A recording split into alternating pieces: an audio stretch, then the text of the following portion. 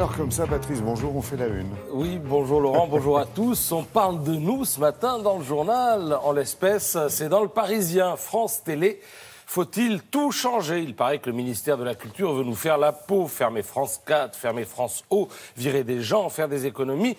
Alors vous pensez bien que sur ces sujets, j'ai un avis, mais devoir de réserve, où je dis il faut tout changer et on me soupçonne de vouloir déstabiliser la boutique, le 7e m'appelle, machin, etc. Où je dis il ne faut rien changer et je passe pour un conservateur corporatiste. Donc je ne dis rien, ou plutôt si, je dis ok, il faut tout changer, mais tout changer chez les autres. Alors, il faut tout changer à Hollywood, par exemple. L'affaire Weinstein, qui fait la une du Figaro, a révélé une société américaine incroyablement machiste, tout comme l'est le système hollywoodien, lirez-vous dans le journal. Alors tout changer, l'affaire semble en bonne voie, là-bas. L'enquête du Figaro démontre que les studios auraient produit avec une rapidité et une sévérité inédites. Des tournages ont été interrompus, des personnes ont été virées, et ce n'est pas fini. Il règne actuellement, nous dit le Figaro, sur place, une atmosphère de guerre. On ignore qui sera le prochain à être reconnu comme prédateur sexuel. Des projets sont menacés car portés par tel ou tel dont le nom circule.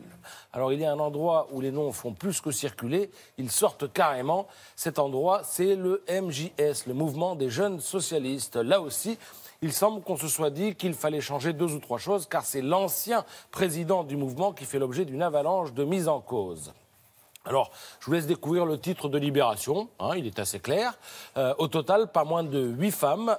Non, on va repasser la double page. Voilà. Il était plus explicite, le titre. Pas moins de 8 pages accuse le même homme, Thierry Marchal-Beck, de harcèlement et d'agression sexuelle.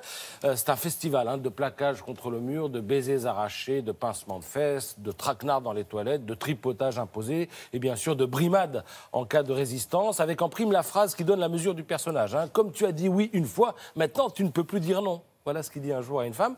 Et bien entendu, vous lirez dans l'IB que TMB, puisqu'on le désigne par ses initiales au sein du PS, a grimpé les échelons du parti en se fondant sur l'écologie et sur le féminisme, tout simplement. Alors dans la série Il faut tout changer, il y a aussi le fonctionnement de l'Assemblée nationale. D'ailleurs, la noble institution s'y emploie déjà. Vous lirez dans l'opinion que l'Assemblée s'apprête à se convertir au 100% numérique. Dans l'hémicycle, les liasses d'amendements papier vont être remplacées par des tablettes. Mais qui dit digitalisation dit aussi protection. L'option du zéro papier implique une cyberprotection à la hauteur. Les députés vont être formés pour éviter le piratage. Alors pour la blague, cette affaire nous vaut ce dessin de CAC ce matin. D'aucuns trouveront les choses un peu brutes de pomme, mais moi, je suggère à CAC de ne rien changer. Je ne traduis pas. Vous avez lu. Alors en fait, je ne sais pas s'il faut tout changer, mais je m'aperçois que finalement tout change déjà un peu partout, tout change doucement, discrètement, le monde pédale en permanence, tout change, y compris l'équipe de France de foot. En tout cas, elle est mouvante, plurielle, cette équipe, tout sauf figée, et riche d'un nombre de talents qui va obliger Didier Deschamps à faire des malheureux au moment de choisir les 23 du mondial. Dommage, c'était bien, titre l'équipe, après le match nul des Bleus hier contre l'Allemagne. Oui, c'était bien, avant l'égalisation teutonne dans les arrêts de jeu. Alors l'homme du match, c'est qui? C'est Umtiti, selon l'équipe, 8 sur 10. Mais il y a aussi Martial, Lacazette et Digne qui sont juste derrière avec la note de 7 sur 10. Et alors, c'est amusant parce que le match précédent, ces 3-là n'étaient pas titulaires. Mais Didier Deschamps a procédé à des changements. Et ça a marché. Donc voilà, vive le changement. Oui, changer une équipe qui gagne.